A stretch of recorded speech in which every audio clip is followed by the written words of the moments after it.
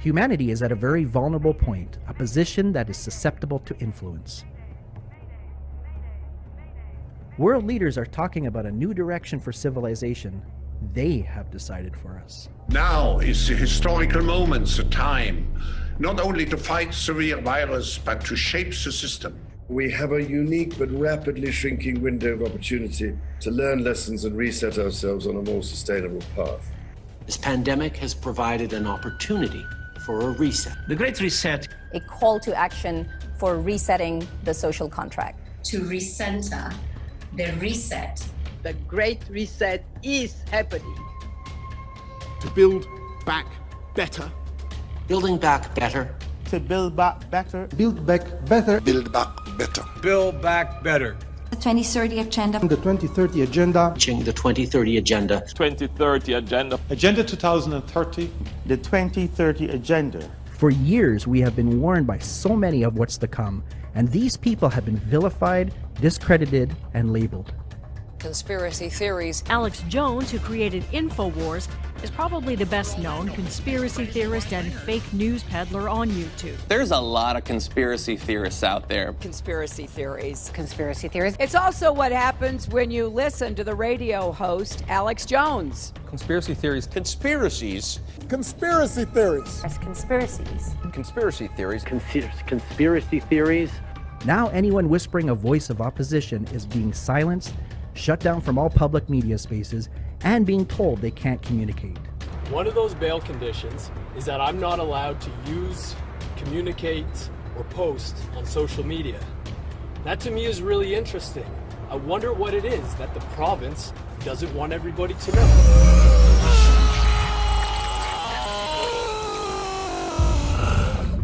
Only one opinion and one message is allowed to be communicated. Maybe they weren't so crazy after all. Maybe they really knew what we didn't. Maybe it's time to hear what they have to say. Hear what knowledge they have and what we as citizens can do. It's time to give those that try to warn us a chance to tell their story, their insight, their knowledge, the things we're not supposed to know or hear. It's time for an awakening. It's time for the truth.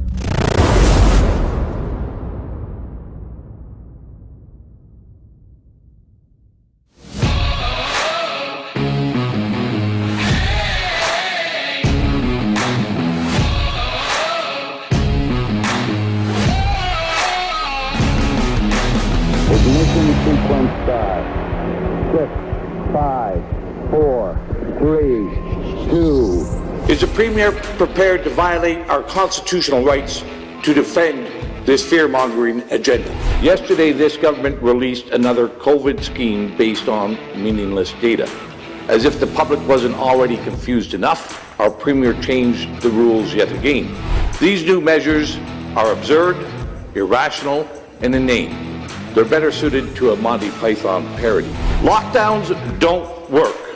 Just like the millions that are unemployed and the businesses destroyed. In my supplemental question yesterday, I asked this government if the people of Ontario should prepare for internment camps. The question is for the Premier. It's time that this government begins to be truthful and honest.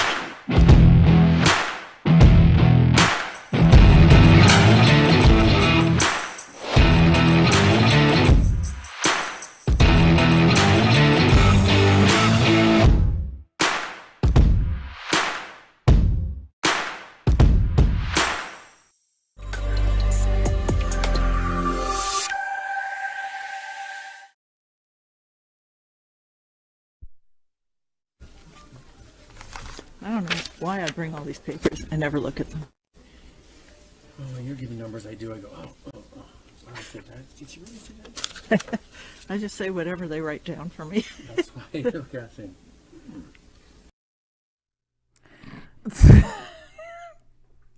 Welcome, everybody. Greetings, everybody. Welcome greetings. to the last show of the year. And you know what? We could have done something simple like doing a year in review, but that's boring. So we're not doing that. We definitely wanted you to catch some jokes. And what I like about that video, Dave, and before I go any further, so definitely let me introduce my co-host of the most, the one, Dave Rankin. Alongside the Donette, Simone, Jennifer Simmet. Guys, I think what I find the most interesting is that it's the denial that people are in right now when it comes to certain things. We've talked about the fact that a lot of the stuff that you see in the media right now is scripted. That's a great example. The lady who was just speaking, just so you guys know, her name is Dr. Barbara Yaff. And what was her last thing she said? I just say whatever they write down for me. So in saying that, I want to go into what you guys need to prepare for the new year. This show's actually going to be a mix of different things today. Definitely, of course, we end with positive. We don't like to end with the negative, but we have to start with some COVID stuff. We have to, because again, it's what's happening. This 2020 was all COVID, like everything. And we'll be talking about that a little bit actually to start with. So the Ontario doctors are calling for a lockdown of the entire Greater Toronto and Hamilton area until after New Year's in an effort, they say, to stop the alarming rise in COVID cases that threaten to overwhelm hospitals and other healthcare services. So I don't know if anyone has anyone on their Facebook, but if you do have anyone on their Facebook pages, for example, someone I will use is Grant Browning. On his Facebook page is actually a picture of, I can't remember what hospital it is, but it looks pretty empty. So when I hear stuff like alarming rise and threatening to overwhelm hospitals, when there was pictures taken most recently and the hospital was empty, again makes me think, what are you guys talking about? Where are you reporting from? Are you finding one hospital maybe in a busy area and saying that all hospitals are overwhelmed? I don't know. So they, like Tory, and when I say they, I'm talking about the Ontario Medical Association, they want schools to be closed for an extended school break as well. Now, what I find interesting about this is we had mentioned this when we spoke about Lockstep, and honestly, guys, like, when you get a chance, you really need to read over Lockstep. I've had discussions with friends who felt the need to call me out and say, well, Simone, you said this was going to happen and it didn't. And I said, well, just give it some time. Trust me, I guarantee, and most parents are seeing it, that after New Year's, your kids are not going back to school because we're going into lockdown again. And in fact, they're meeting actually as we speak right now. So Doug Ford and the rest of the cabinet staff. Let me just tell you guys what the verdict's going to be. You're going into lockdown again until March, guys. Take it in. Absorb it. You guys are all talking about, 2021, we're going to leave 2020 behind. We're in this till about 2022. Unless, of course, you guys decide to stand up and do something about it. But if we don't, and we just continue to acquiesce, then this is how it's going to look, guys, for the next couple years. So they were saying, we ask for understanding and support as we reluctantly and with deep regret recommend that as a minimum, the government implement and robustly enforce a 4-week lockdown. 4-week lockdown, guys, in every public health unit with an infection rate of 40 to 100,000 population or higher. So this again is a report from the a release from the Ontario Medical Association. So the lockdown, who's it going to affect, you ask? So this will include the Greater Toronto Area. So if you are considered part of GTA, you're locked down. Hamilton, lockdown. London, lockdown. Windsor, lockdown. Kingston, and most likely Ottawa. Most likely. Ottawa, definitely. Lockdown. Which is on the cusp, they say. To listen to the people calling for lockdowns is all so easy. Just don't go out and don't leave your home. Same message they were saying to us in March. Exact same thing when they said, it's only going to be for a couple weeks. Remember that, guys? How long did that couple weeks last? It lasted till about, June? So the politicians and those working most closely around them have continued to go to work. And this is just something I want to point out for everybody. They've continued to get paid. They have not been laid off or asked not to leave their homes because, of course, they have to go to work while wondering how to pay their bills.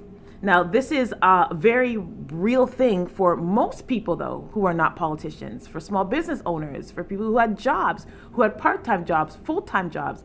All the things that they're asking you to do, they're not doing themselves. I want you guys to take that in, okay? Have any of these people, and let's include the doctors, nurses, hospitals, CEOs, demanding even harsher lockdowns, had to worry about their finances? What do you think, Dave? We should have brought out the card that Doug Ford brought. We should have got that and put it up here. He sent us a nice Christmas card. It was so sweet. Have any of them ever gotten to the end of the day worried about how they're going to feed their kids, keep the lights on, or even gone to bed hungry? Something to think about. I'm sure a lot of you can empathize with me reading this because probably a lot of you are going through this, or you know someone's going through this. But all these people enforcing these lockdowns who are keeping their cushy jobs and turning on their fireplace when they get home and lighting up their huge Christmas tree are telling us we have to socially distance when they're probably not doing themselves. These are all things I want you guys to think about, okay? The fact that your freedoms are being taken away, but the people who are taken away are still cool. Okay, if you guys are good with that, okay. But I'm just letting you know. Who's suffering? The small business owners are suffering. The middle business are suffering. If you are like a Walmart or a Costco, you're cool, you're chilling. You have no worries. But if you're a small business, you're suffering. So Mayor Tory actually came out this week, which I found interesting. I wanted to talk about it. And he is saying that he wants anyone who defies the lockdown rules outed. So he wants this guy.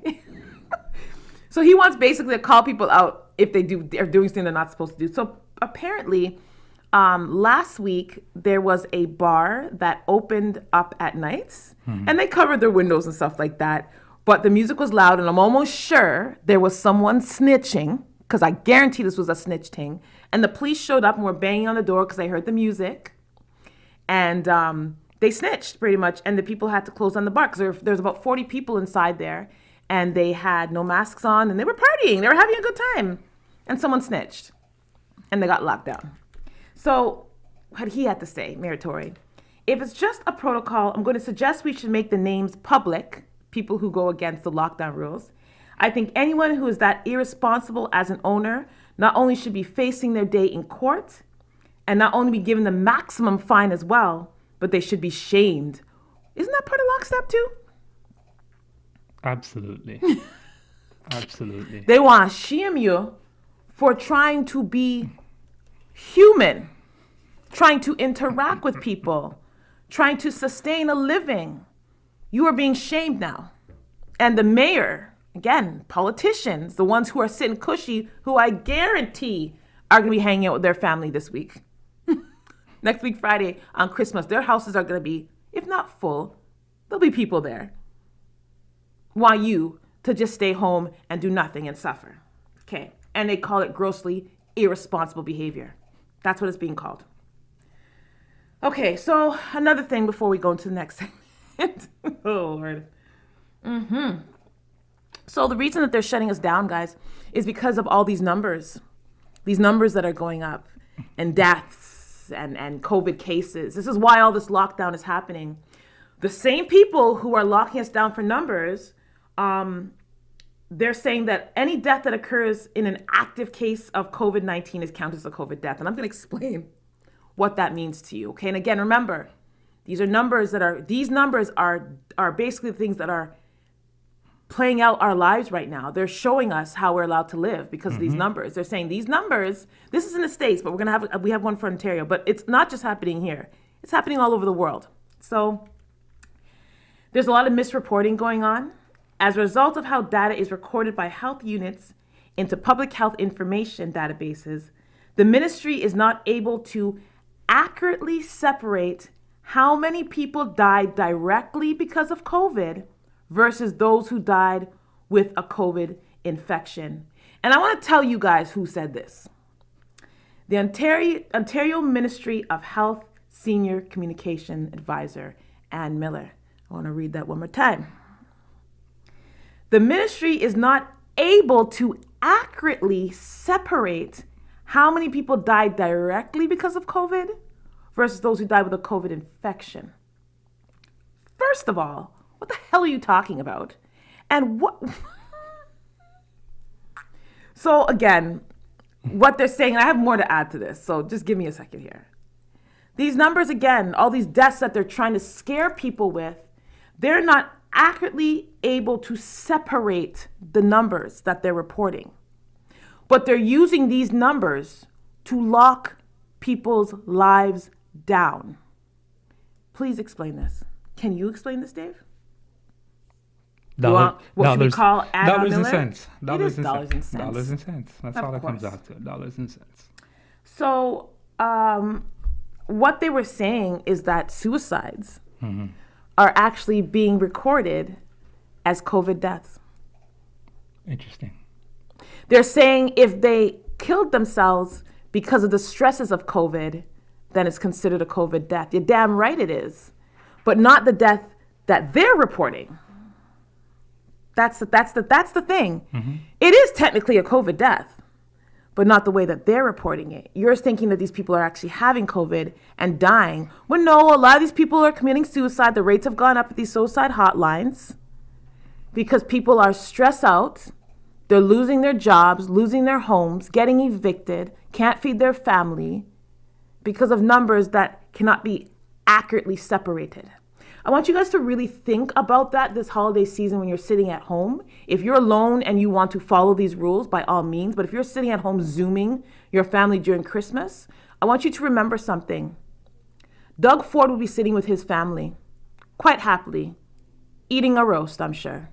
And you're Zooming at home by yourself with one dega chicken that maybe someone dropped off at your door because of numbers that are not able to be accurately separated. I'm going to leave it at that.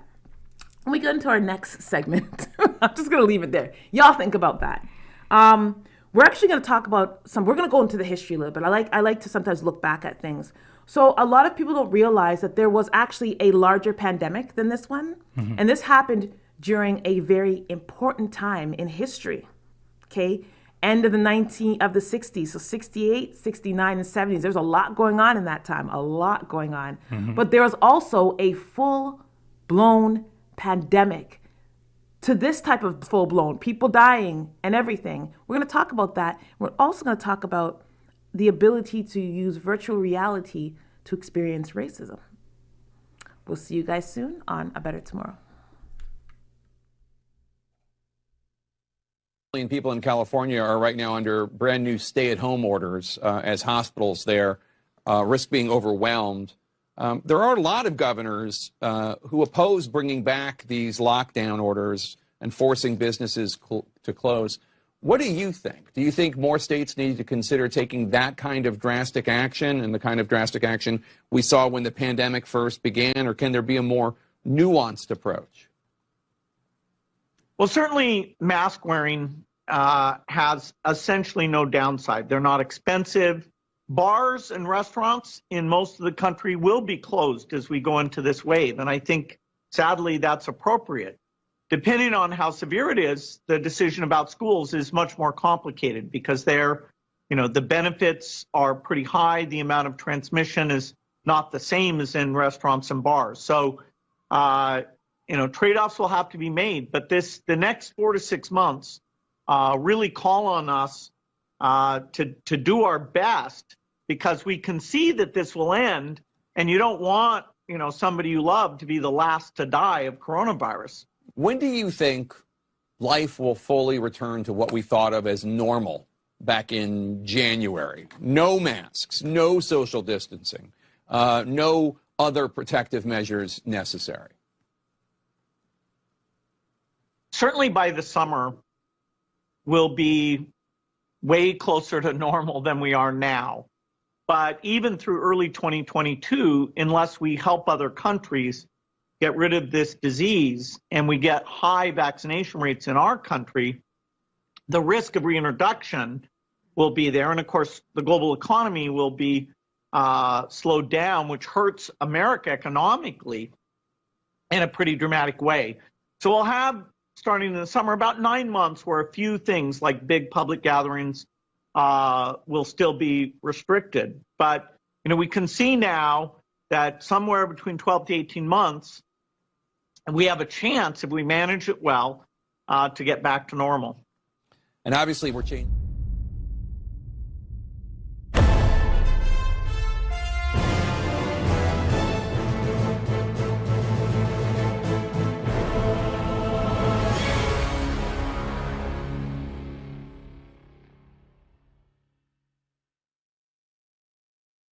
At a certain point, You have to understand that truth is always going to come out. Truth resonates. And when it resonates and when another individual, another person picks up on that resonance, it's like a magnet.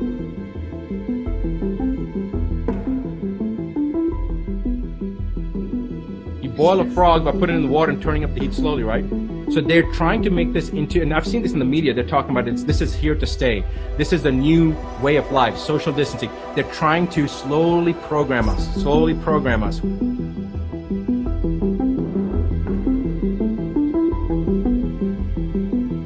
What the media has done is criminal.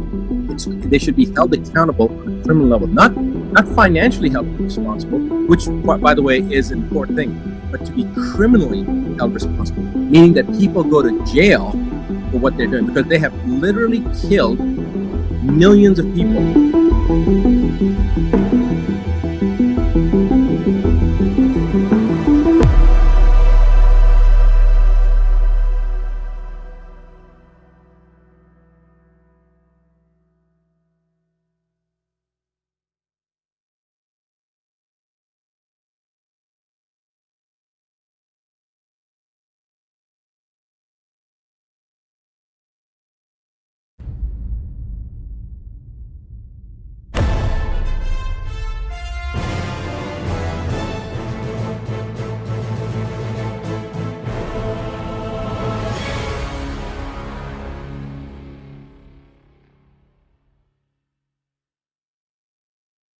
I now give the floor to the distinguished representative of Canada to introduce an address by the head of government.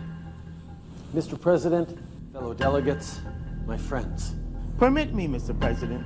Mr. President. Mr. President. Mr. President. Mr. President. Mr. President. Mr. President. Mr. President.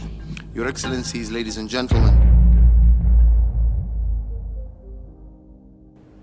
The goal of this manipulation, and has been for a very long time, is to get the world population, or that majority of it anyway, to see as a good idea, or the only option in given circumstances that are manipulated into place, the creation of a one world government to which nation states would be principalities, administrative units, a world central bank which would administer all financial transactions on the planet, a world currency which wouldn't be coins and notes, it would be merely electronic, cashless society, for which there are fundamental implications for freedom, as we'll see as we go along tonight.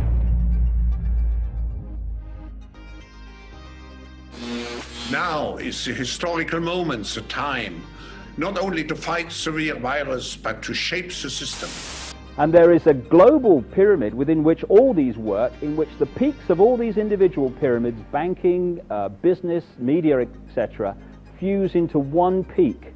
And up there, it's speculated by many people, there perhaps may be no more than 13 families, 13 people at the peak, pervading down through these different levels the same basic policy, which is pushing the world towards more and more centralization of power.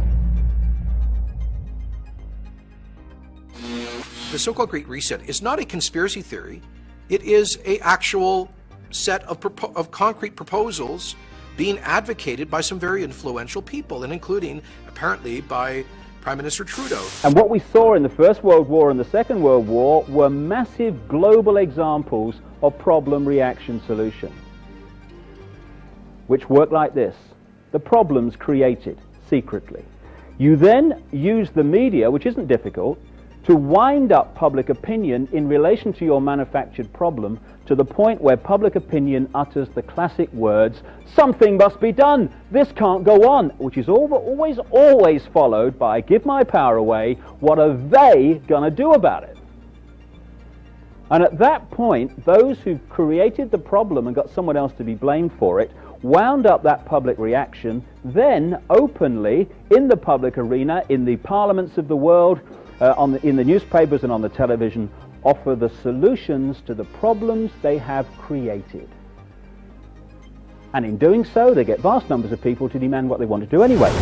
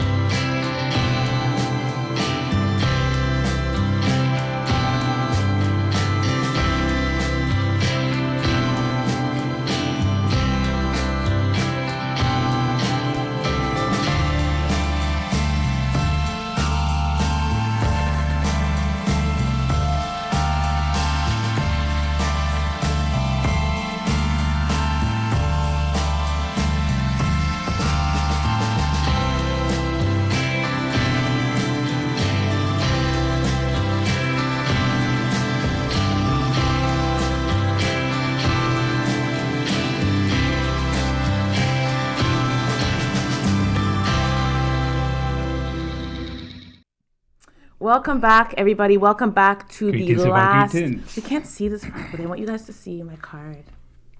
Okay.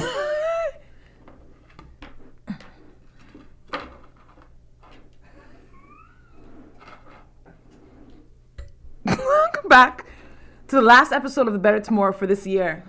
It's the last one, guys. And what we've been doing so far is updating you guys on what you have to look forward to. So Dave was just telling me that basically they're not getting rid of, but you can't go shopping on no Boxing Day. So for all of the people who that was our thing where it's like, oh my God, we get Christmas money. It's like, yes, we're going Boxing Day shopping and there's lineups and it's fun. Done. Lockdown, guys. This is what they're doing. Again, I encourage everybody to go and read Lockstep. That video was, and I want to explain something. If you're watching that video, if you don't know, this might be for younger people who don't know, that was called Woodstock. Okay, and what I want you to really, truly understand, there was a lot of things going on at that time. And from 68 to 70 were very traumatic years in America. Vietnam, the end of Vietnam was around that time. Civil rights movement was at its peak at that time. And Woodstock was happening at that time. And this was all in the middle of a pandemic. So let's talk about that for a second. And we can kind of look at how they handled it versus how we're handling it right now. Okay, which there's some extreme differences for a situation that's very similar. So it was called the H3N2, also known as the Hong Kong flu. It was an influenza strain, just like Corona, that the New York Times described as one of the worst in the nation's history. So this verbiage has already been used. Oh, this is the worst. No, it wasn't. H3N2 was actually one of the worst, according to the news. So the first case of H3N2, which evolved from the H2N2. So something else I want you to remember, they're talking about other strains of COVID that are coming up. Sounds, again, very familiar to this, because it seems like this H3, which was the one that shut down the world, just like COVID did, had a strain that it came from, okay? And that caused the 1957 pandemic, and that was reported mid-July 1968 in Hong Kong. That's when the H3N2 one started. By September, and again, from July to September, it had infected Marines returning to the States from the Vietnam War. And by mid-December, the Hong Kong flu had arrived in all 50 states. Does that sound familiar? Very. Very familiar. Okay. But let's just talk about some of the differences from then till now. And for some reason, they got through it. Schools were not shut down nationwide, other than a few dozen because of too many sick teachers, which is normal. If you don't have enough teachers, you can't keep a school open. Face masks were not required or even common at that time. So no one was wearing no face mask. Though Woodstock was not held during the peak months, and this is something too, because I don't want people to be like, oh, that's probably why it spread. No, it was not held during the peak months of the H3N2 pandemic. The first wave ended early March 1969. Again, does that sound kind of familiar? For us, it started March, right? And they kept us locked up till June. But it didn't flare up again until November of that year, okay? The festival went ahead and the virus was still active. That they had no cure at that time either. So they did the Woodstock, and again, look at all these people, no social distancing, no masks, none of that. And they're at the height of the pandemic. I really would like to know what's the difference between them and us now. Like, why are we so subservient at this point? These people are like, Bonnie, you guys, we're gonna do what the hell we want. And they did it. So no one knew for certain how deadly the pandemic would turn out to be. But regardless, what do you think people went and did? Lived their lives and didn't snitch on their neighbors. That's what they did. They were enjoying their lives still. So that generation approached viruses with a calm, rational, and intelligent way. That's how they did it. They looked at it differently. They didn't go out panicked and do it. Look at that. That's in the middle of a pandemic. Look at that picture. How many thousands of people are there, you think? Probably even in millions. There's a lot of people. There was a lot of people there. Like, that's crazy. So what they say, people who've spoken about that will say things like this. We left disease mitigation to medical professionals, individuals, and families, rather than politics, politicians, and the government. So there's another difference. It's become very political, this COVID-19, right? It wasn't like that back then. It was the medical professionals who were actually saying what was going on. Now it's the politicians, for some reason, who are all involved in. Now all of a sudden, people like Bill Gates have medical degrees and can determine if someone needs to get a virus and get a platform to speak about it. So H3N2 has so far proved deadlier than COVID-19. Between 1968 and 1970, the Hong Kong flu killed between an estimated 1 and 4 million people, according to CDC, Encyclopedia Britannica, with US deaths exceeding 100,000. Okay? And again, if you guys are seeing those pictures, people are not socially distanced. There are no face masks. People are having fun, living their lives, and not quarantined or isolated from each other. And this, they're looking at 4 million deaths. Are we even close to 4 million deaths? I don't know. I lost track. Again, and not the ones that were related to COVID, suicides. We have to remember those two. I don't even know where CDC got these numbers from. Who knows how long they've been bogart? I don't know. So we'll see. I guess we won't even know what's going on. Aside from the different reactions to H3N2 and COVID-19, the similarities between the two are striking. So both viruses spread quickly. They cause upper respiratory symptoms, including fever, cough, and shortness of breath. They infect mostly adults over 65, and with underlying medical conditions. Oh my God, I swear, you would swear it's the same damn thing. Just 2020. Who knew? And of course, it could strike people at any age, just like COVID-19. During both pandemics, horror stories were abounded. Stories of bodies being stored in refrigeration trucks in New York, to corpses being stored in subway tunnels in Germany during the outbreak. So all the things that we're seeing now, and even how media was showing things, they're doing the same thing back then. So those who had H3N2 and survived describe a health battle that sounds eerily similar to COVID-19. How does this compare to the Hong Kong flu? So Nathaniel Moore, a postdoctoral fellow at Harvard University's Kennedy School of Government, said there were few precautions taken during the pandemic, other than washing your hands and staying home when you're sick, which again, when you get a flu, first of all, this whole idea of washing hands should be just like mandatory, like that's just hygiene. And staying home when you're sick, yeah, when you have a flu, you stay home, because if you don't, you'll spread it. Like, that's just common sense. It was like the pandemic hadn't even happened if you look at it in history books. And this is what this man is saying. I'm still shocked at how differently people addressed, or maybe even ignored it, in 1968 compared to 2020.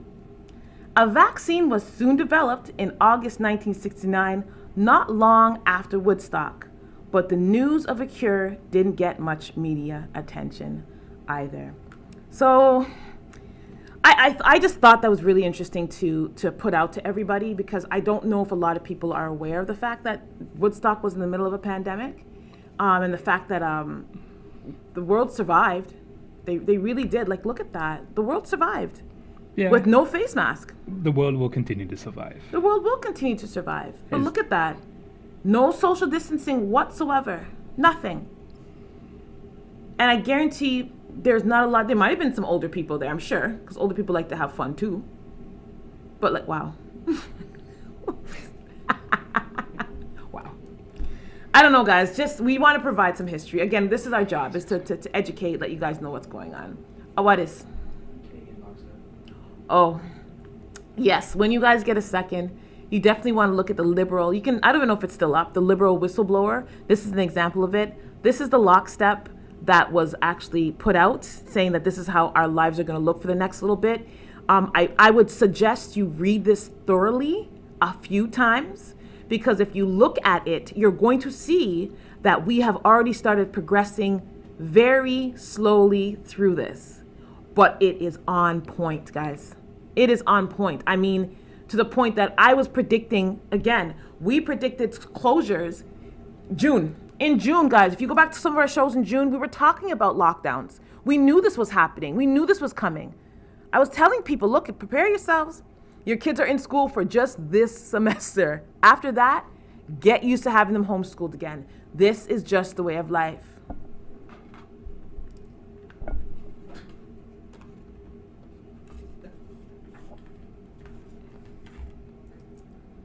Go ahead, Dave. You sure? I don't know. I'm going to adjust it so people really see it. Okay. All right, so I have mixed thoughts about this next story. However, though, we'll put it out there for the public. So there's a new virtual reality game that is out there that is supposed to allow people to experience racism firsthand. Impossible until you face it. Just saying. Continue. Sorry. Sorry. No, you sound like you want to say some more. I'm done for now. No, you're not. The projects are being developed at universities and private labs across the country. While most intended as tools for educators, the games could have some commercial appeal.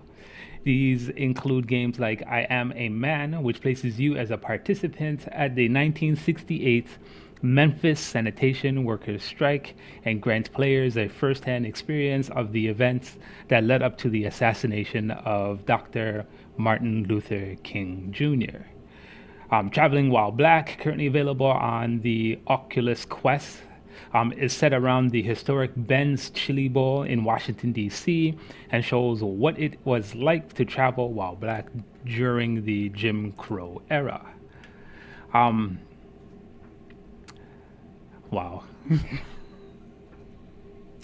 I'm just going to continue to read out. Yeah, we'll talk about it after. We'll discuss it after. Right. If you've never played a VR game, by means, you know what, it's truly hard to describe just how immersive it can be. After getting your bearings, you truly feel like you're in another world, which is true, right? Using that immersion as a way to build empathy in players, the author of the article says it's a truly beautiful thing. It's yet to be seen. I don't know. However, though, I guess we will find out in the near future. Even outside of VR, just experiencing racism in a video game can be a somewhat transformative experience. The game Mafia 3 is set in a fictional city in the American South during the 1960s, and as you do play a black protagonist.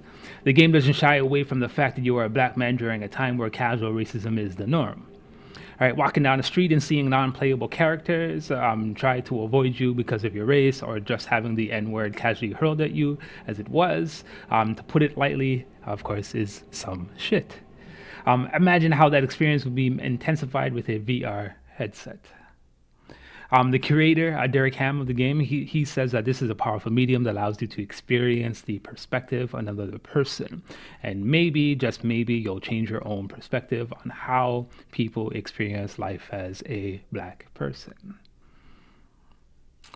As an educational tool, of course, VR definitely is a wonderful thing. Especially, you know, you get into the field of sciences and start building robotics and so on and so forth. My personal views in regards to this here. Wow, I'm just not hung up on the game, or at least the thought process of the game. I don't know exactly. I mean, when you look at the demographics of those who can go out and actually purchase this game, I don't know. First of all, I don't know. Can I share my thoughts now? Yeah, nobody's stopping you. No, but are you done? Go right ahead.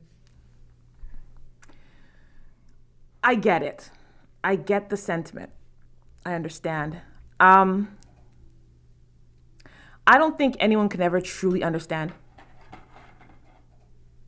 what racism feels like unless you have really actually personally dealt with it. And what's interesting, I think, during this time is now it's become more about if you wear a face mask or not. The narrative has slightly shifted. Mind you, if you're black and you don't wear a mask, oh, hell no. But now it doesn't even matter because now they're hassling anyone who's not wearing a mask. So I think some people are starting to understand what it feels like to be discriminated on, how it feels like when you walk into a store and because you're not wearing a mask, people are avoiding you in the halls or avoiding you in the lanes or screwing up their face. Or one day with Dave, what did the person do? Tell you they were not going to check you out? What are you talking about? Superstore. At Superstore. Superstore. What were they saying? They're not checking you out because you're not wearing a mask? So you can't buy food because you're not wearing a mask. So I think now people might start to have an understanding of what it feels like to be discriminated against. Look, they said the same shit regarding, of course, the gays, right, and the lesbians. How, of course, their discrimination and how we as Africans should go ahead and, and understand their plight. I'm not buying it. Dave's not buying That's just me. I mean, I understand exactly where everybody's coming from, especially, in building such a game like this. I mean, if it works, it works, but you'll never truly understand. I don't get it. So we do have a video of the game. I think he did a great job building it. Now, Mr. Derek Ham, is that his name? Mm-hmm. You did an amazing job with it. That virtual experience. I would want to just see what it feels like, right? I just want to see how the of being in the 60s. I think that'd be interesting to see. It's supposed to tap into emotions. I think it might. So we'll play that, and when we come back, we're going to come back to Toronto and talk a little bit more about things that are a little bit close to home, the fact that people are getting evicted out of their homes in the middle of this pandemic.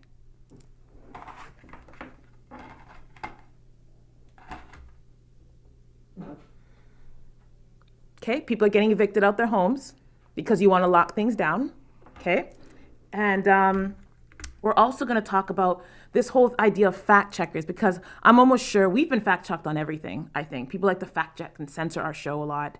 But we're going to talk about who fact checks the fact checkers and exactly who are these fact checkers, right? We're not going to dig too deep, but I want you guys to have an understanding that when you see this fact check come up, don't just be like, oh my God, they're wrong. No, maybe they're wrong. And there's been times when they are wrong, because fact checkers are still human and humans are fallible. So we can make mistakes. Anyhow, let's just take a look at how this virtual experience of racism might look like. We'll see you guys soon.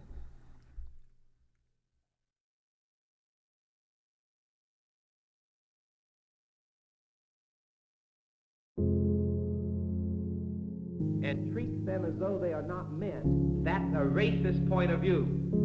And no matter how you dress it up in terms of whether or not a union can organize, it's still racism. For at the heart of racism is the idea that a man is not a man, that a person is not a person. And so the racism has been obvious, it seems to me, from the very beginning of this whole matter. Jones, who seems to be the spokesman for the union and a former sanitation employee worker, he said he had no comment at this time. Shooting, the Lorraine Motel.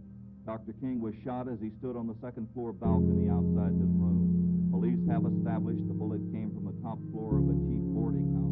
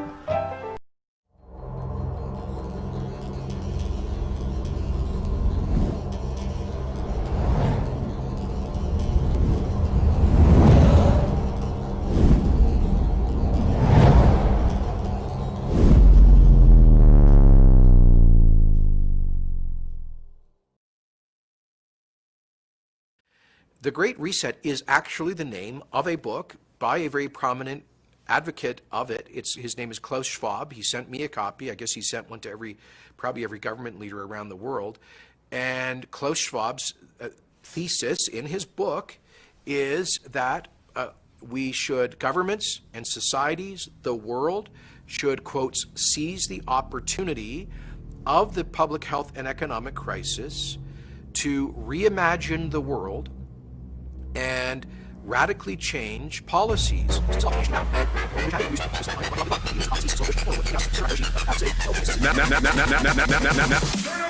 Now is the historical moments of time. Now is the historical moments of time. The so-called Great Reset is not a conspiracy theory.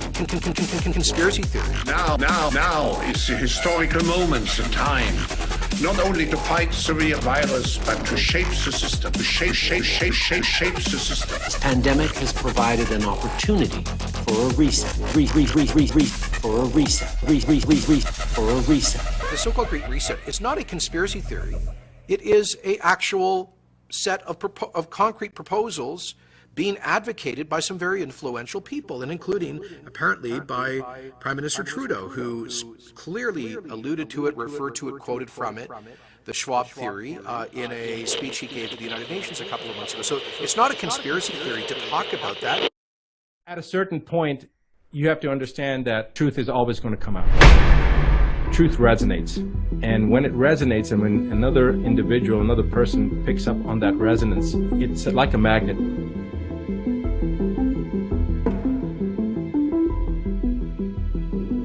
You boil a frog by putting it in the water and turning up the heat slowly, right? So they're trying to make this into, and I've seen this in the media, they're talking about this is here to stay. This is the new way of life, social distancing. They're trying to slowly program us.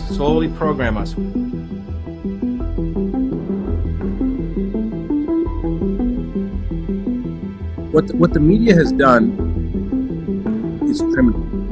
They should be held accountable on a criminal level, not financially held responsible, which, by the way, is an important thing, but to be criminally held responsible, meaning that people go to jail for what they're doing, because they have literally killed millions of people.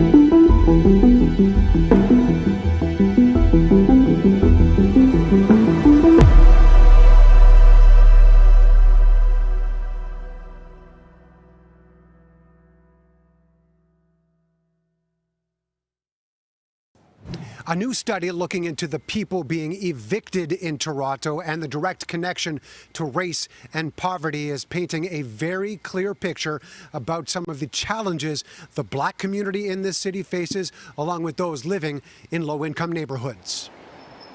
Facing the possibility of being kicked out of your home is an issue that has been brought to the forefront during this pandemic, but now it's being emphasized with new findings. Toronto's marginalized communities, specifically the Black population, are at a higher risk of being evicted. We've been hearing from community members for a long time that evictions disproportionately burden Black Torontonians and low-income workers, but our data really backs that up and shows it quantitatively. Forced Out is a new study released by the Wellesley Institute. It shows that areas of the city with 36% Black renter households have twice the eviction rate compared to census tracts with 2% Black households. We found that census tracts where more Black renter households lived had significantly higher eviction filing rates, 2 times higher than would be expected. And we found that this association is independent of the associations with renter poverty, immigration status, gender, age, and subsidized housing. The province... Are you sure you want to adjust it a little bit more? I just want to read the card to everybody. For everybody on lockdown, there's no better time than now, this very Christmas season, for all of us to rededicate ourselves to the principles taught by Jesus Christ. It is the time to love the Lord our God with all our heart and our neighbors as ourselves while we snitch on them. Amen. Go ahead.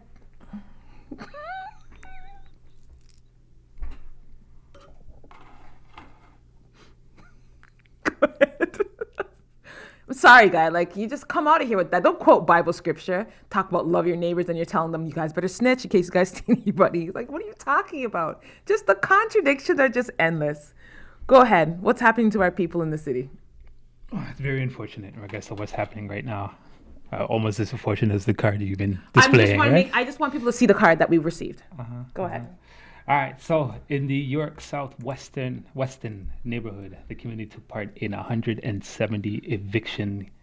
I guess that's supposed to be hearings in the month of November alone. All right, MPP Faisal Hassan has been speaking about how renters are being treated in his community. This is no small concern in York Southwestern, as I've shared with you in the past. Neighbors in our community took part in 170 eviction hearings just in the month of November alone, he said in a press release sent to us just this past week. Eviction notices are continuing to arrive at the doors of concerned individuals, and families have to worry about whether they can maintain the roof over their head. Just this week, a tenant who worked hard to catch up on rent owing in previous months was met at the door by the sheriff. They paid all their rent in the weeks prior, but the eviction notice was never rescinded. A Toronto legal clinic has asked the city's top doctor to suspend residential evictions during the pandemic. The letter from Downtown Legal Services says ongoing evictions during the second wave of COVID-19 are a public health risk. Tenants facing evictions may end up as patients in a hospital, emergency room, or long-term care facility. Some of them already work as frontline staff in those facilities or in our factories, kitchens, grocery, and hardware stores. Many who are facing eviction or have already been pushed out of their homes have struggled to pay rent during COVID-19 pandemic due to reduced hours, layoffs, or having to stay at home with no paid sick days after falling ill. Advocacy groups are urging the Ontario government to impose a moratorium on evictions as the city is in the midst of a second wave and, of course, emergency procedures, so they say, right? And that has seen the highest case counts in Toronto has ever reported. They are also asking for landlords and tenants to come to agreements as they deem as more fair. That won't cause tenants earning minimum wage to plunge into more debt due to owed rent, even as the pandemic subsides. Evictions were suspended in the province until the summer, and the landlord and tenant board is now working through a backlog of cases. Housing is a right. I believe that everyone deserves a stable, safe, comfortable place to call home in the community that they love. A home that you can afford, a home that fits your family and meets your needs. I believe that was also quoted by MPP. There you go. We appreciate you reaching out to us. We do. Thank you. Again, being in that area, we know what we've seen. And again, these are all, they're based off of these lockdowns are happening because of these numbers that they're pushing out. It's why people are not able to go to work, which is why people are not able to pay their rent. So it's just like one small thing that's rippling completely and destroying the economy. But here's the thing that I don't get, right? Even if they do kick these people out, who the hell is going to rent for them in the future? If nobody can afford the amount of housing there is right now. A one bedroom right now is about $1,700, $1,800, and that's not including hydro, water, heat, whatever type of amenities is already included. Nope. Right? So imagine now you go ahead and keep these people out. Go ahead and renovate this place. Let's say, throw in a paint a code and say, yes, it's been renovated. Then you're going to go ahead and jack up the rent, even though property taxes are being decreased. Listen, and I'm going to tell you this right now. The only reason I'm not going to call these people out. It just doesn't make any sense. Like these people, and the thing about it, the landlords, and I honestly, I wish I could punch some of you in your face because they have the nerve sometimes. They had the nerve, and I'm not going to call out my property right now, but I'm going to say this. They had the nerve to send me a letter saying that we are raising your rent when we had received a letter in June saying that because the property tax had dropped, landlords had to drop our rent. 3.26%, I believe. And they had the nerve to send letter, but you want to raise rent? And then we received another letter saying that again they have to drop our, and they're trying, let me tell you something, and then sending me N4 notice about, oh, you owe us this amount? I'm sorry, I don't owe you anything. Get it together, guys. Get it together. And this is another thing too. This is why, as a community, we need to stand up. We cannot continue to just sit down and complain, because sitting down and complaining is not working, guys. We need to stand up and say something, and not just say something, actively do things. You have to understand, these people need our money, eh? You want to hurt them? Hurt their pockets. You know, it's unfortunate that, of course, a lot of our people do not understand the law. Yeah. Especially when it comes to regards to going into the winter months and facing eviction. Big up Brittany Channer, who's been our consultant for quite some time. Yes. Right. Of course, to those out there who are looking for somebody to go ahead and speak to, her last name is spelled with CHNNER. Brittany Channer, big up yourself. She has been so helpful. Listen, When they sent us this letter about how they're raising our rent, I sent it to Brittany, and Brittany whipped up a letter and silenced these idiots. It was great. So if you guys need any help at all, definitely reach out to us. We can connect you with Brittany, and she can help you out, even if it's just to draft a letter or something like that. She'll do that for you, because like right now it's ridiculous. And a lot of people, this is the thing, you're right, a lot of people have no idea what to do. So they're just gonna be like, oh my God, no, don't, oh my God, stand up. No, learn. It's not the time to roll over and play dead. Now is the time to educate yourselves thoroughly on certain things right now, especially the Charter of Rights and Freedoms. You need to know that backwards and forwards at this point. And you need to get some type of legal sense. Like, find somebody, anybody, but talk to someone. All right, so let's move on to our next story. So again, we were talking about the fact that on a lot of our videos, there's a lot of censoring happening right now. And on a lot of our videos, Dave, we get censored, or some of our posts, they have this thing that comes up on Facebook that says fact check. And it's like almost like shaming in a way, because it's like we're trying to let everyone on Facebook know that what you're writing and what you are posting is wrong. And in my head, I'm like, no, it's facts. But you know what? Don't worry. Let's just talk about fact checkers on a whole, because maybe you guys need to understand more about where fact checking came from and how it is the way it is. And definitely do more research, guys. Don't listen to me completely. Check for yourself. Fact checked my facts. I'll tell you that. So the problem is, and this is the first problem, is that fact checkers themselves can be unreliable sources for what's true or not true. Fact checkers make their own mistakes, again, because I said they're human. They sometimes change ratings based on new information, or they make determinants based on arbitrary standards that can change from one review to the next, okay? Case in point, one of the more popular fact checkers is PolitiFact. And they called a 2012 Mitt Romney campaign ad its lie of the year for a statement about Jeeps being made in China. PolitiFact admitted that the lie in the ad was actually the literal truth. And it was a lie. So they were wrong. Fact checkers also often check opinions, and that's another thing too. They are not allowing you, again, to have even an opinion about anything, rather than factual claims, even though two people can form diametrically opposed opinions based on the exact same fact. And that's a fact. Like, people can have different opinions. What makes your opinion right and my opinion wrong? So that's another problem, is that they fact check an opinion. You can't fact check an opinion. It's my opinion. Like, you can't tell me my opinion wrong.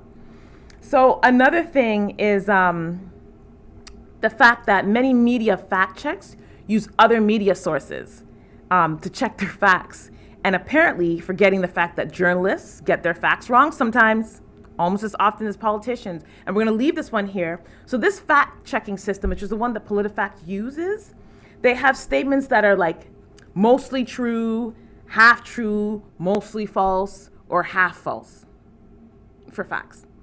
Okay? And now, are these classifications even possible? Like, can you have a half true fact? I guess in some ways you can. I don't know. Can you have a half false fact? If it's a fact, it's a fact. It can't be half false, can it? I don't know. You guys can tell me your thoughts on that.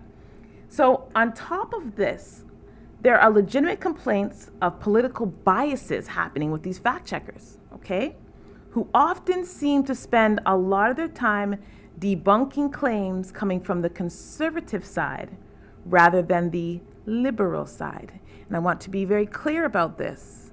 A lot of these fact checkers are liberals. Just saying. A lot of these fact checking sites are definitely more, is it left and right? Right and left? Which one is right?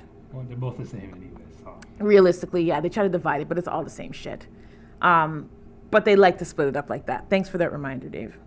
It is no wonder that the public has no faith in fact checkers. In 2016, there was a poll that found that 62% of American voters think that fact checkers are biased. I wonder why. I wonder why. So the next time you see a fact check that comes up, I'm going to recommend, and you know what I'm going to share out? We did a whole series, I think 3 or 4 shows in our Here to Help platform on disinformation and misinformation. I think I'm going to share those out for you guys again, because I need everyone to, again, start being better media consumers. We're not really good media consumers. We just take in what we hear and say, okay, that's what it is. That's our life. No, you've got to fact check everything. Never take anything that Dave and I say for fact. Check for yourself. Do your own research, especially if it's important to you, and especially if it's going to affect your family and your community. You need to be on that. That is your responsibility as a media consumer, to make sure that what you are putting in your head is good for you. Anyhow, I'm not going to go into that lecture. Evictions. Just want to put this back up here again. It's not staying. I wonder why, Dave. Anyways, guys, when we come back, again, we're going to end on something new. We're going to talk about, okay, I'm not going to say, but any comic book heroes or comic book fans, DC's doing something new. I actually told Dave about this because he didn't know. So I'm really excited about that. We also have, a bookstore in Denver that was, during COVID, was actually bought by Black investors.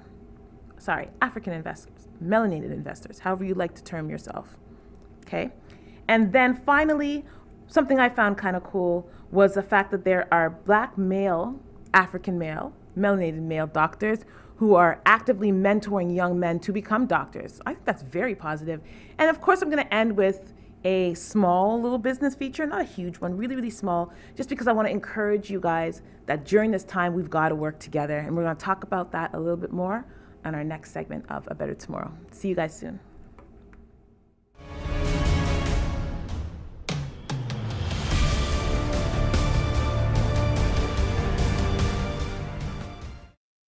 At a certain point, you have to understand that truth is always going to come out. Truth resonates. And when it resonates, and when another individual, another person picks up on that resonance, it's like a magnet.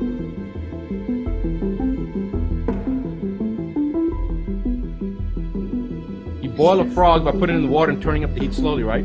So they're trying to make this into, and I've seen this in the media, they're talking about this is here to stay.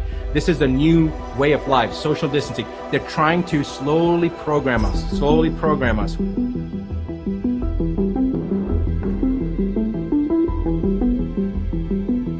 What the media has done is criminal. They should be held accountable on a criminal level, not financially held responsible, which, by the way, is an important thing, but to be criminally held responsible, meaning that people go to jail for what they're doing, because they have literally killed millions of people.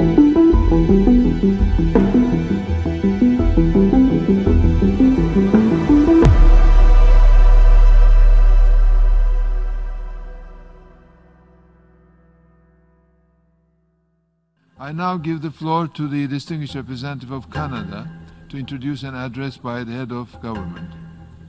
Mr. President, fellow delegates, my friends. Permit me, Mr. President. Mr. President. Mr. President. Mr. President. Mr. President. Mr. President. Mr. President. Mr. President. Your Excellencies, ladies and gentlemen. The goal of this manipulation, and has been for a very long time, is to get the world population, or that majority of it anyway, to see as a good idea, or the only option in given circumstances that are manipulated into place, the creation of a one world government to which nation states would be principalities, administrative units, a world central bank which would administer all financial transactions on the planet, a world currency which wouldn't be coins and notes, it would be merely electronic, cashless society, for which there are fundamental implications for freedom, as we'll see as we go along tonight.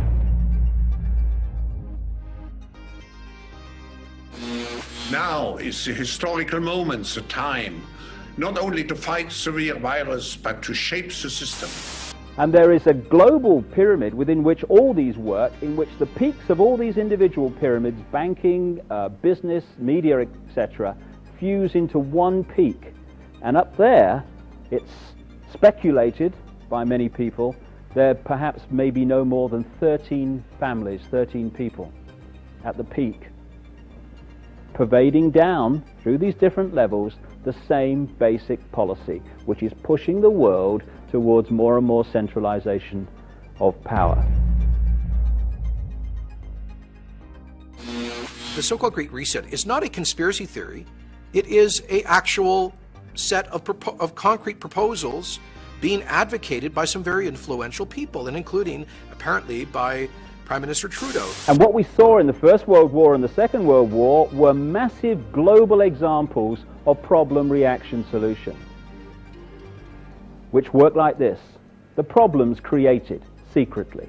You then use the media, which isn't difficult, to wind up public opinion in relation to your manufactured problem to the point where public opinion utters the classic words, something must be done, this can't go on, which is always followed by, give my power away, what are they going to do about it? And at that point, those who created the problem and got someone else to be blamed for it wound up that public reaction, then openly in the public arena, in the parliaments of the world, in the newspapers and on the television, offer the solutions to the problems they have created. And in doing so, they get vast numbers of people to demand what they want to do anyway.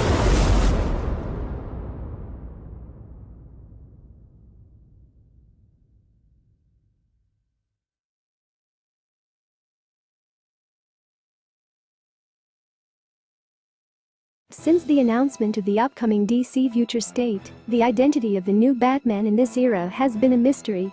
While Bruce Wayne is believed dead to most of the world in this possible future, he's really been operating as the new vigilante known as the Dark Detective. And while he's done that, another figure has assumed the mantle of Batman to protect Gotham City. Since he used a full face mask, the identity of the new Batman has been unknown until now. DC has formally confirmed that Tim Fox, one of the sons of Lucius Fox, is the Batman of DC's future state, the next Batman. Now, let's taking a closer look at who Fox's long-estranged son is, and what it means that he is the next Batman. In the pre-crisis DC universe, Timothy Fox was introduced as a defiant but motivated. I see you're doing your happy dance for the next Batman. Black Batman, Black Batman, Black Batman. Okay, go ahead. All right. Black Batman. No problem. So, DC Comics has just revealed that the next Caped Crusader will be Tim Fox. Woo! Right? Of course, as we've seen, an African in the Americas. In the Americas. All right, this news was announced by the publisher on this past Thursday. Tim Fox is the alienated son of Lucius Fox, Bruce Wayne's business manager. Fox originally appeared as a character in Batman in 1979. In the latest version where he plays Batman, his father Lucius has acquired the Wayne fortune and technology. Fox will make his first appearance as the new Batman in a 4-issue future state, The Next Batman, which comes out in January. John Ridley, who came up with the screenplay of 12 Years a Slave, will write the new series with Laura Braga and Nick Darrington providing the art for the saga. In the new Batman series, the city finds itself under the control of the wicked magistrate who has banned all mass vigilantes, and Batman has been killed. We're talking about Bruce Wayne, that is, right? Fox proves he's the hero that Gotham needs when he rises to save the day. The new series will see new people taking up responsibilities of the comic publisher's major characters. John has replaced his father, Clark Kent, to become the new Superman. Yara Flor, the daughter of an Amazon and Brazilian river god, will take up the role of Wonder Woman. The series is part of a special event, DC Future State, that calls attention to sagas that explore DC's universe's future. Previously, while addressing the New York Times about his new project, screenwriter Ridley has divulged that the next Batman would be a person of color. He said that it was the first time that his kids has been genuinely excited about his grind. They appreciate the things that I do. They're happy for me. They're great supporters. But they would rather much see Black Panther than 12 Years a Slave. Let's be honest, Ridley said back in November. So to be able to write the next Batman, for them to know that this next Batman is going to be black, everybody else on the planet can hate it, but I have a problem with it, denigrate it, but I have my audience and they already love it, he continued to say. It reminds me, of course, of the new 52, that is. That's pretty much where DC went ahead and actually rebooted a whole bunch of old scripts, and of course, and brought it into the future. For those comic book fans out there, I'm not entirely sure if Tim Fox is either older than Batwing, who is also a son of Lucius Fox, Luke Fox, that is. So I believe he may be older, considering that the screenplays, I guess he's been introduced a lot more earlier than Luke was. But I guess it should be exciting. We'll see how it takes to the polls, because at the end of the day, it's our money who serves as the backbone, right? So we'll see how it goes. We'll see. Yeah. Do you want to do this, or do you want me to go ahead and take this? Oh, cool, no problem. All right. So Denver Bookstore becomes the largest black-owned independent bookstore in the country. So Tatered Cover is the name of the actual bookstore out in Denver that has fallen on hard times financially due to, of course, the pandemic. However, though, when they announced that they were selling the business, a group stepped in, right?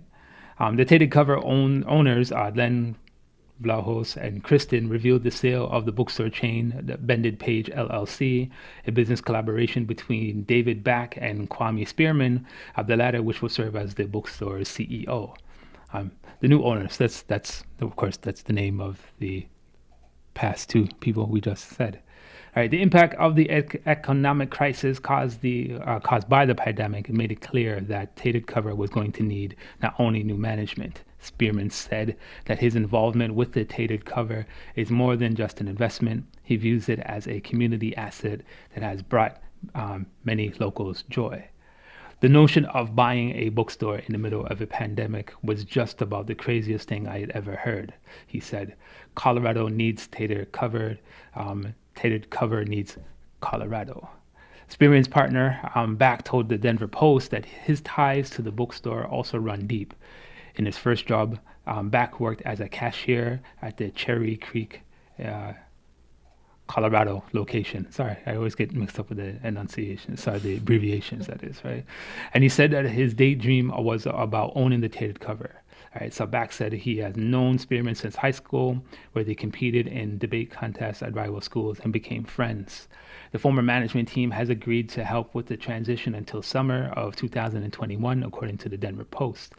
And the new leadership group will be assisted by an advisory board that includes Orrin Tesher, a former CEO of the American Booksellers Association. In the first 3 months of the new year, the bookstore's flagship location in Lower Downtown, which has been there since 1994, is scheduled to move to across the street from Coors Field, as Rockies owner, that's baseball that is, Dick Monfort has joined in the endeavor as both investor and landlord, per the Denver Post. It's pretty exciting news.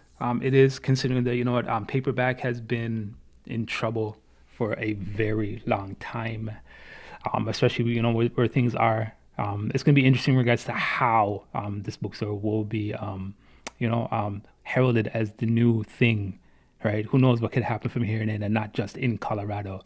Maybe it takes off to right across the whole country. Who knows? There could be a Tatered Cover here coming soon to Canada. I'm just glad that they did it during this pandemic. That's exciting that they're able to do that. So our last story is another really, again, great things happening in the community outside of COVID, and it's wonderful.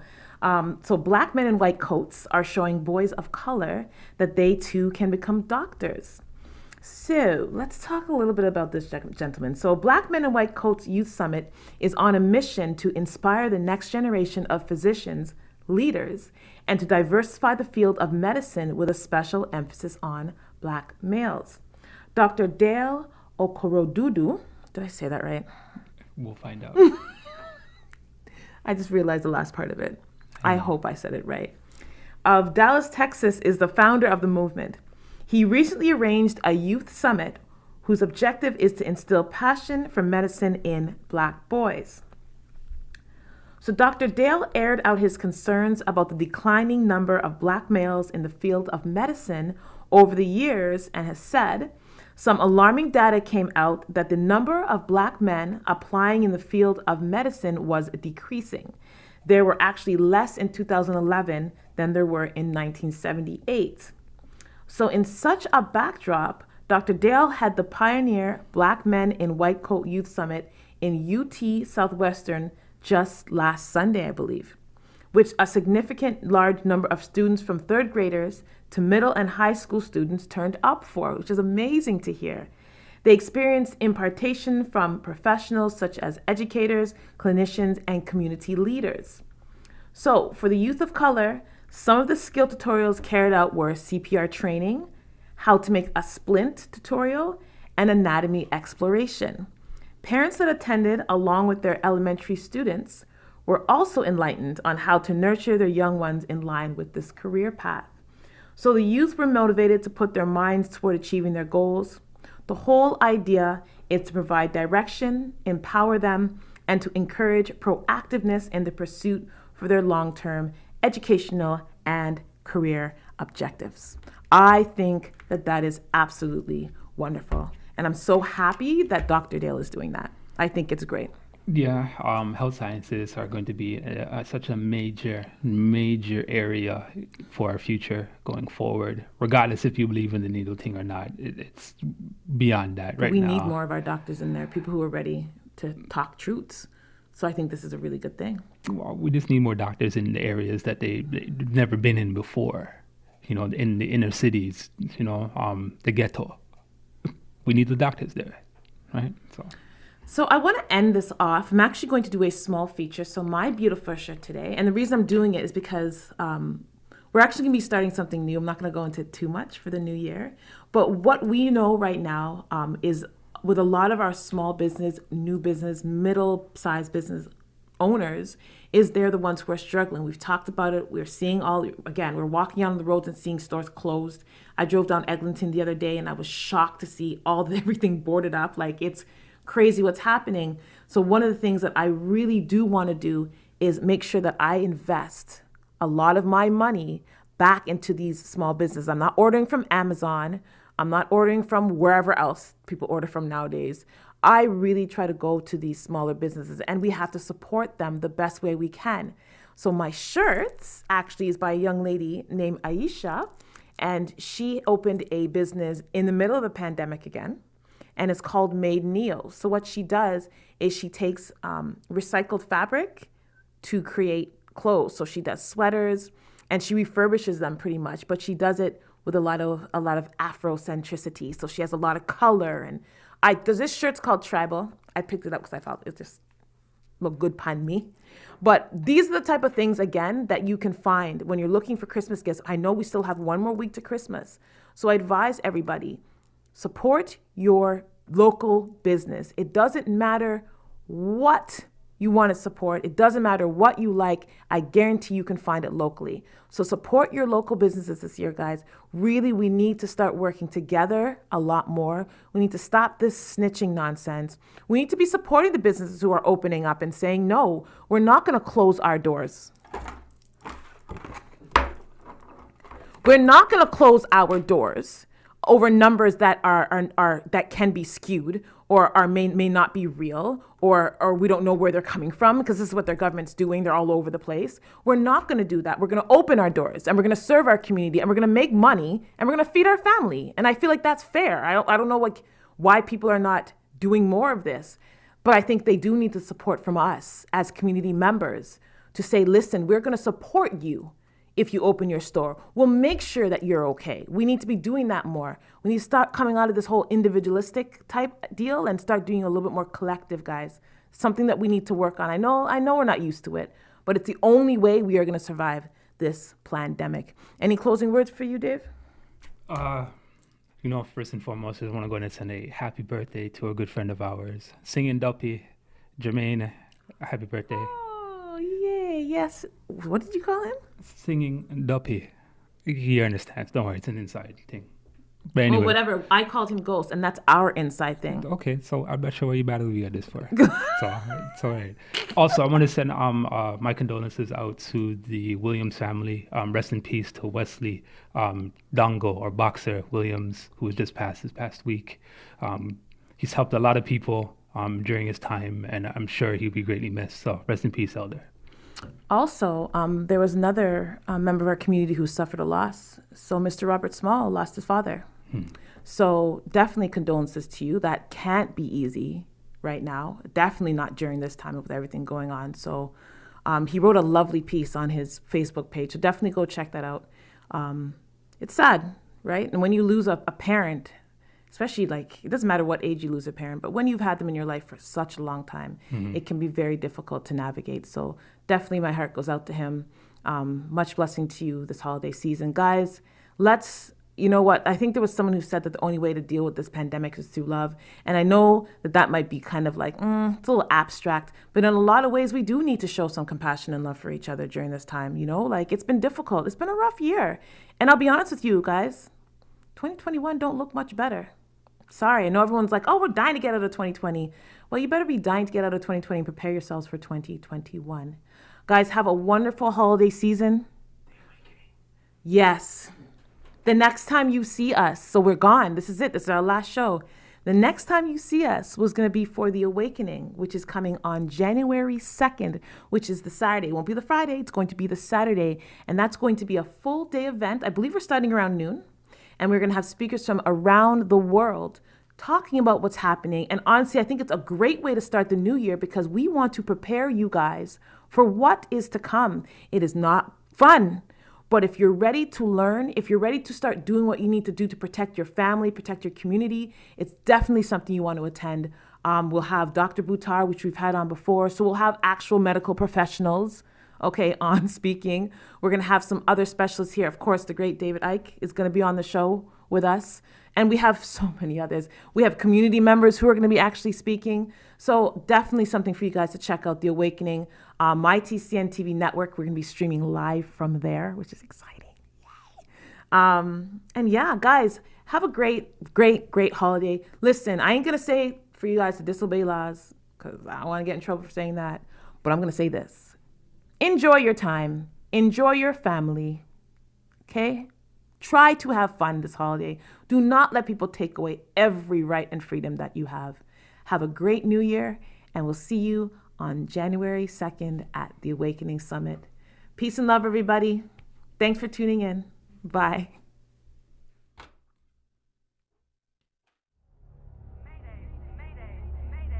Humanity is at a very vulnerable point, a position that is susceptible to influence. World leaders are talking about a new direction for civilization. They have decided for us. Now is the historical moment, the time, not only to fight severe virus, but to shape the system. We have a unique but rapidly shrinking window of opportunity to learn lessons and reset ourselves on a more sustainable path. This pandemic has provided an opportunity for a reset. The Great Reset. A call to action for resetting the social contract. To recenter the reset. The Great Reset is happening. To build back better. Building back better. To build back better. Build back better. Build back better. Build back better. The 2030 Agenda. The 2030 Agenda. The 2030 Agenda. 2030 Agenda. Agenda 2030.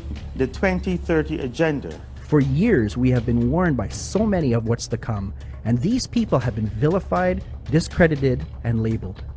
Conspiracy theories. Alex Jones, who created InfoWars, is probably the best known conspiracy theorist and fake news peddler on YouTube. There's a lot of conspiracy theorists out there. Conspiracy theories. Conspiracy theories. It's also what happens when you listen to the radio host, Alex Jones. Conspiracy theories. Conspiracies. Conspiracy theories. As conspiracies. Conspiracy theories. Conspiracy theories. Now anyone whispering a voice of opposition is being silenced, shut down from all public media spaces, and being told they can't communicate. One of those bail conditions is that I'm not allowed to use, communicate, or post on social media. That to me is really interesting. I wonder what it is that the province doesn't want everybody to know.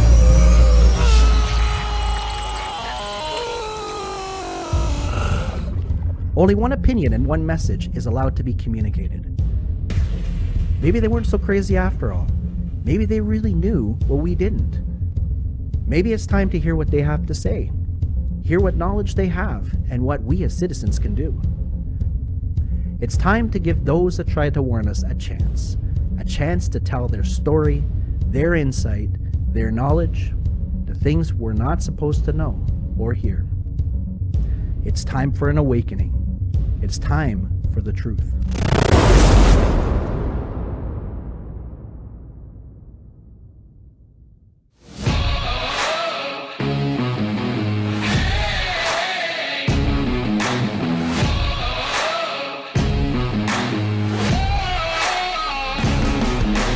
Ignition sequence start. 6, 5, 4, 3, 2. Is the Premier prepared to violate our constitutional rights to defend this fear-mongering agenda? Yesterday, this government released another COVID scheme based on meaningless data. As if the public wasn't already confused enough, our Premier changed the rules yet again. These new measures are absurd, irrational, and inane. They're better suited to a Monty Python parody. Lockdowns don't work. Just like the millions that are unemployed and the businesses destroyed. In my supplemental question yesterday, I asked this government if the people of Ontario should prepare for internment camps. The question is for the Premier. It's time that this government begins to be truthful and honest.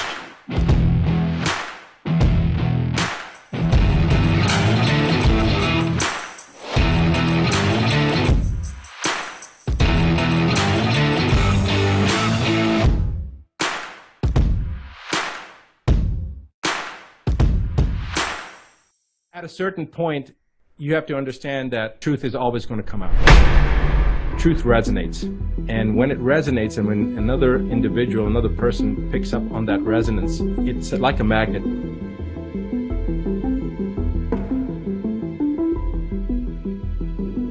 You boil a frog by putting it in the water and turning up the heat slowly, right?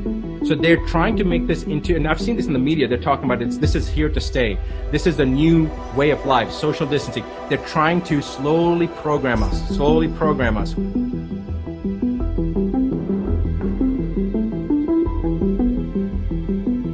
What the media has done is criminal. They should be held accountable on a criminal level, not financially held responsible, which, by the way, is an important thing, but to be criminally held responsible, meaning that people go to jail for what they're doing, because they have literally killed millions of people.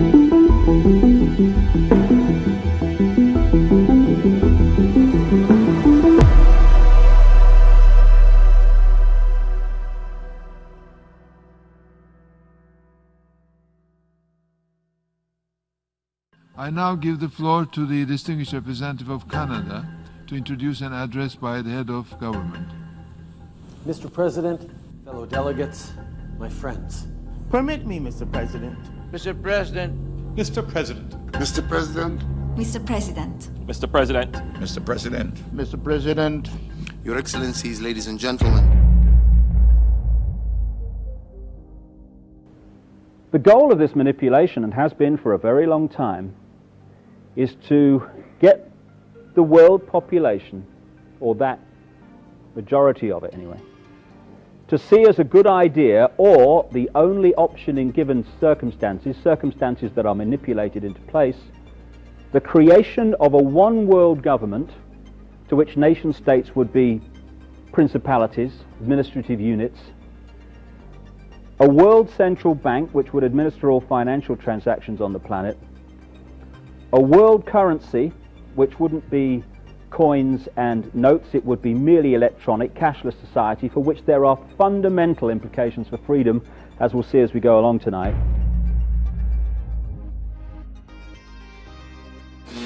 Now is the historical moment, the time, not only to fight severe virus, but to shape the system.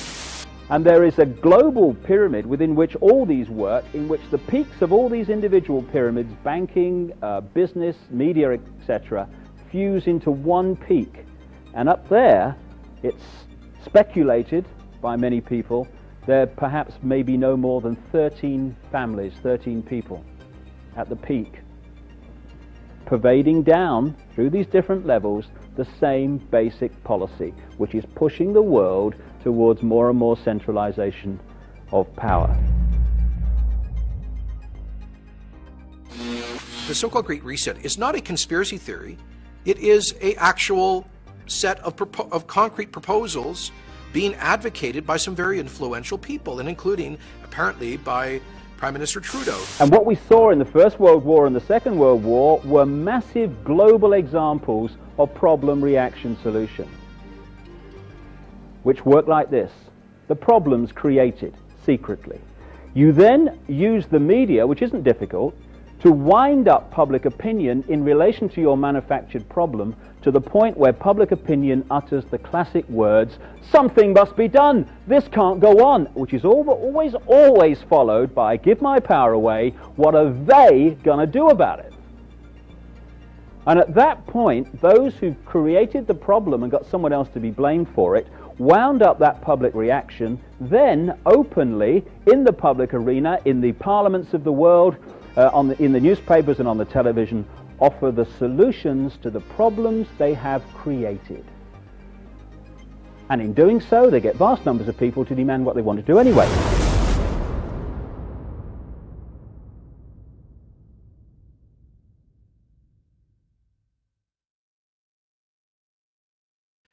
The Great Reset is actually the name of a book by a very prominent advocate of it. His name is Klaus Schwab. He sent me a copy. I guess he sent one to probably every government leader around the world.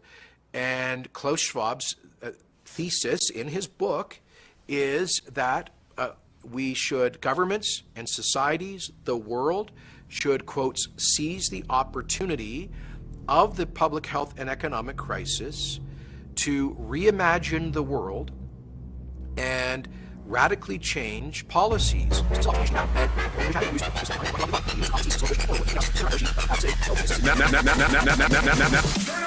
Now is the historical moments of time. Now is the historical moments of time. The so-called Great Reset is not a conspiracy theory. Conspiracy theory. Now is the historical moments of time. Not only to fight severe virus, but to shape the system. To shape the system. This pandemic has provided an opportunity for a reset. For a reset. The so-called Great Reset is not a conspiracy theory.